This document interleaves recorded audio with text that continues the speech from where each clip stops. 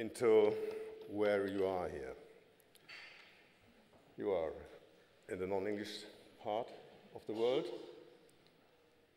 Many people here don't really like to speak English. You are, I think I learned this morning that this is only the second meeting. I thought there were more before, but this is only the second meeting, so it's not that bad to have it in the non-English part of the world at the second time. We have the German Cochrane Centre here, that's why the meeting is here, but we also have the German Register for Clinical Trials in this place, and we have a lot of a tradition of methodological work in the whole field. Martin Schumacher said that in the introduction.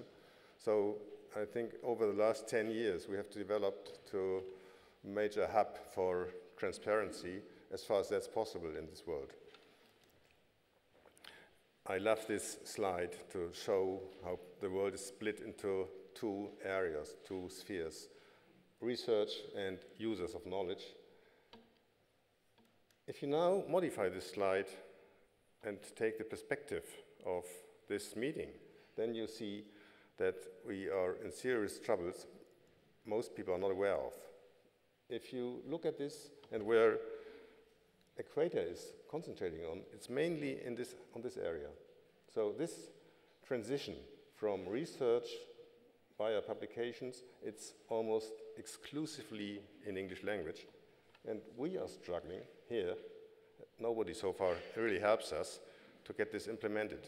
So the whole process of knowledge translation is across two levels.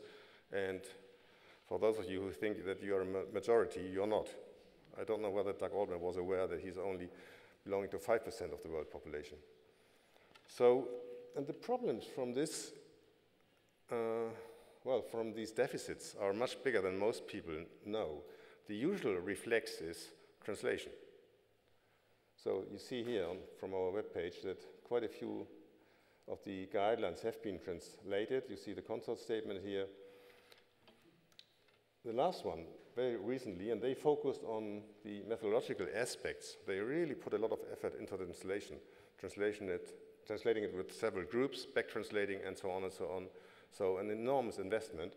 I think they a little bit overdid it, but it is a problem. But if you then start to think about it, then look at this. This was in PLOS 6 years ago already, and one statement here is important. Relevant research is now rarely seen in German journals. So the results from high-level research are more or less exclusively published in English language journals, and then you see in contrast to that what is happening at the installation. So the natural question, and this became much clearer to me when I thought about it, is why should we translate reporting guidelines if we don't publish it in German? So this is a strong contradiction in itself. And why should we urge German or other local publishers to have these guidelines on the author instructions if everybody is running to publish in English languages and journals anyway? This actually became really clear during the last days when I thought about it. Now I showed you a really extreme example. I am glad Trish is here, so the BMJ is at the table.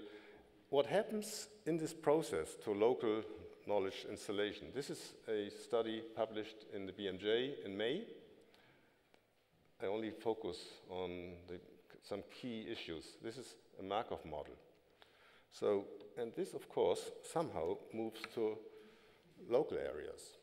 So, in principle, it said that if you eat quite a bit of chocolate every day, you may reduce your risk of stroke and cardiovascular diseases. This is next to Spiegel, the other weekly journal. What you see here is now a discussion that you should have chocolate every day. No problems are not discussed. And if you read this article carefully, you see here, in this article, this Markov model has become a clinical trial. And then I talked to the guys who did it, and they haven't even touched the article. So this is a natural step to this result. Okay, then you could say, no problem. That's how the media work. But then almost in the same week, we got this press release from the German Society of Internal Medicine, 22,000 members, and they did almost exactly the same.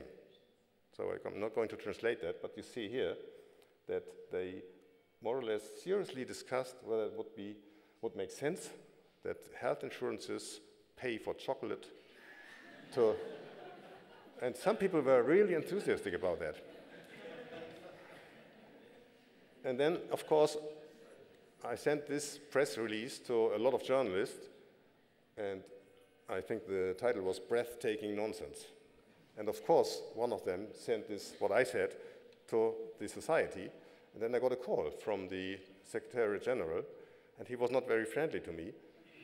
But within 1 or 2 minutes, he ran out of arguments, because this is pure nonsense, the way he presented it.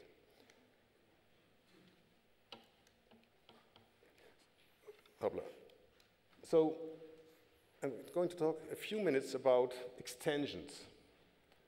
Do we really want to keep this, the whole enterprise, on a merely scientific level, or are we going to address these installation problems we are faced with in 95% of the world?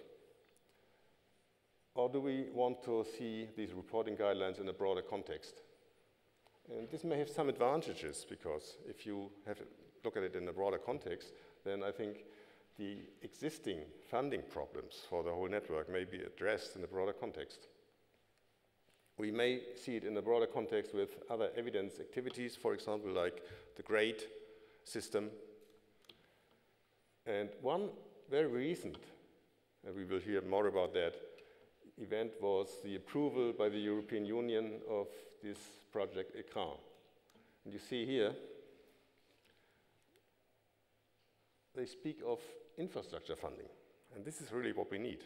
So I think we have to ally with other projects and go for these projects in these environments. See here, this has been approved, finally approved last month.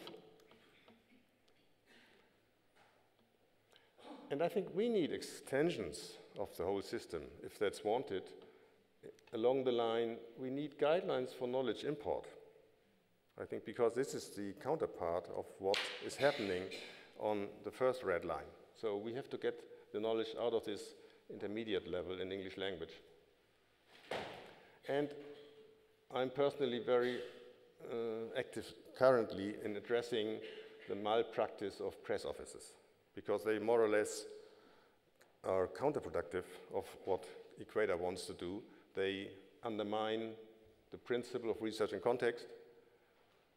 There are no explicit Equator principles, but I think they are implicitly there. And press offices, and we have, the chocolate was just one ridiculous example, but we have plenty of them where they undermine what we try to achieve. And I think if you try to get this into one formula, I think rigor is no problem with Equator so far. So the scientific level, that's outstanding, but relevance, I think we may do a lot. And especially in vast parts of the world, I think we can really improve the whole situation. And funding may be one motivation to do that. So the conclusions from these introductory words are from my side. I'm really glad that you are here. I changed this slide this morning. Originally I wrote to sort out the mess. So I thought I should be a bit more positive. So, but I think we really need you, and we have to bring together these two large parts of the world. And enjoy the meeting. If you have any problems, come to me, to others, or to the staff, and enjoy the 2 days. I apologize for the weather, but they promise it's a bit better today. And I hand over for the chair to the chair of the first session.